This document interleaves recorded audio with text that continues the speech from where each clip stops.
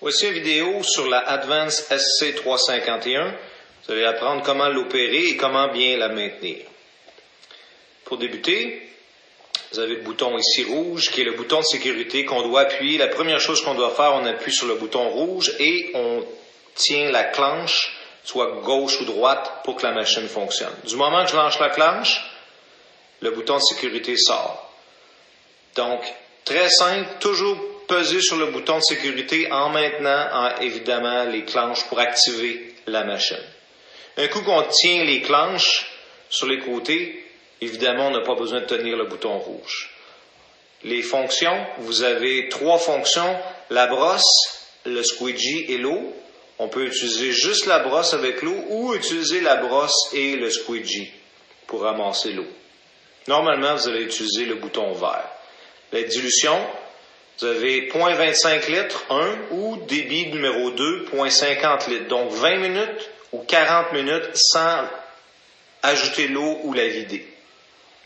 Par la machine, pèse sur votre bouton rouge, tient la clenche et on avance. Donc la machine fonctionne, elle est sur le bouton vert, elle brosse, elle met de l'eau et elle aspire. Vous voyez les roulettes de côté. C'est fait pour longer le côté droit du mur. Et on tourne, le squeegee suit complètement la brosse.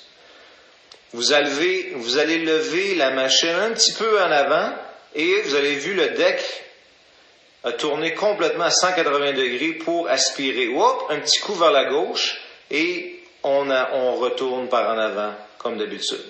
On le refait, on relève la machine, on recule, aspire, un petit coup vers la gauche et le squeegee retourne à la place normale.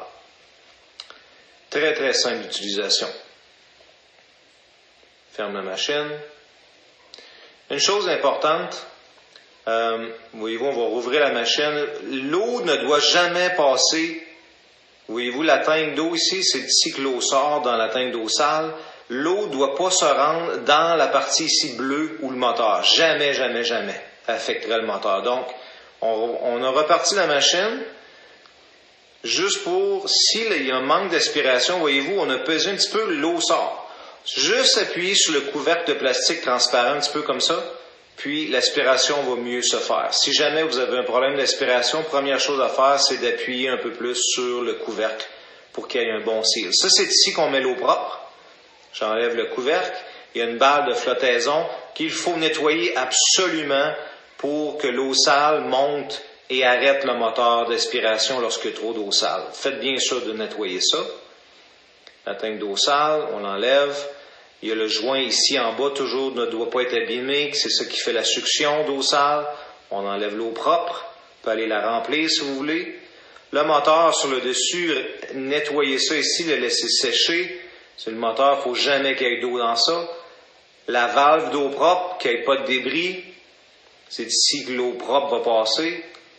Les 2 vis d'ajustement, pas jouer souvent avec ça. Si vous sentez que la machine tire à droite ou à gauche, on peut l'ajuster, mais normalement on ne touche pas à ça.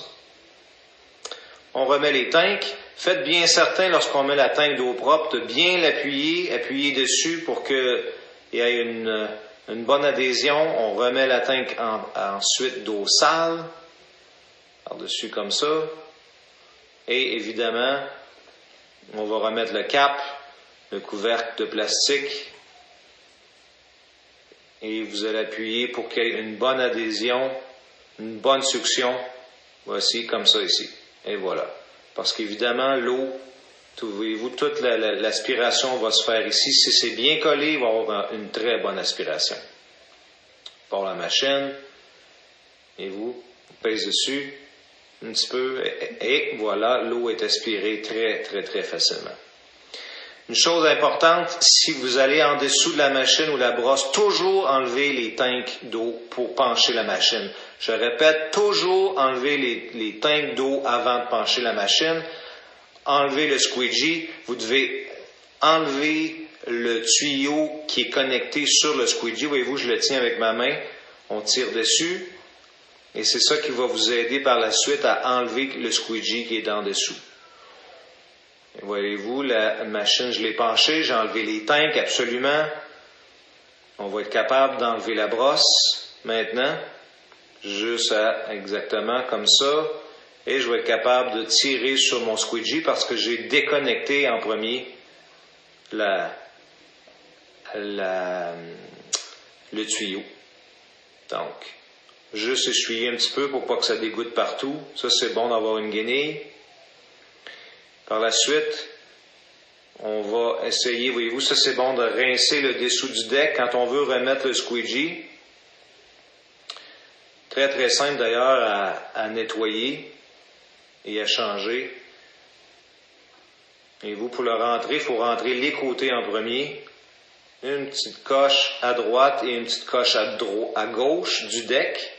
Vous allez rentrer dans les trous en premier et ensuite, voyez-vous, on rentre ça en premier, toujours. Et c'est par la suite qu'on pousse dans le centre pour que le squeegee se connecte. Voyez-vous la petite clique? Très très simple à mettre.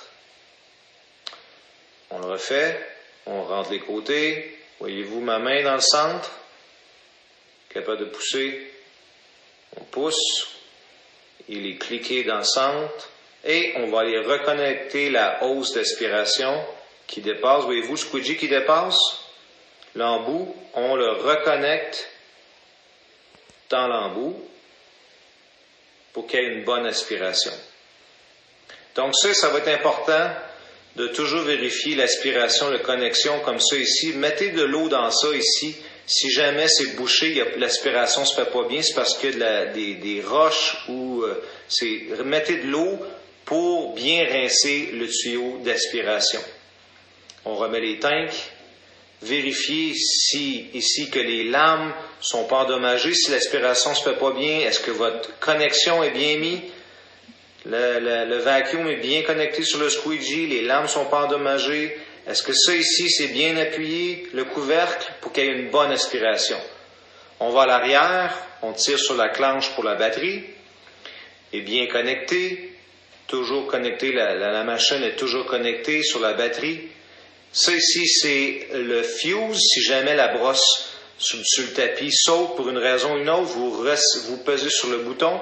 À l'arrière de la machine, il y a des fuses pour le vacuum ou le courant électrique. De temps en temps, ça doit être changé. Donc, voyez-vous la vidéo, on tire, la connexion est là. Si jamais vous partez pour un mois, vous pouvez déconnecter complètement la machine, mais faites bien sûr que la batterie est complètement chargée. Chaque mois, absolument, si la machine n'est pas utilisée, une fois par mois minimum, elle doit être chargée. Vous avez le breaker ici, un reset, et les petites fuses, comme je parlais, à l'arrière. Si le vacuum ne fonctionne plus ou le courant électrique, c'est peut-être juste la fuse à changer. On plug la machine à chaque fin d'utilisation, même si on l'a utilisé une demi-heure, on la plug pour le fermer. Et on laisse le couvercle ouvert comme ça pour que l'air passe et que le moteur ne soit pas endommagé avec l'humidité. Toujours laisser comme ça à sec. Et la machine, très simple, vous voyez, un utilisateur que c'est la première fois que je touche à une machine comme ça, très facile d'utilisation, voyez-vous, le travail qu'on peut faire. Vous allez voir le petit monsieur à 70 ans, jamais utilisé une machine, facile à utiliser. Il lève un petit peu, hop, le deck viré à l'envers, capable de reculer avec la machine et d'aspirer l'eau.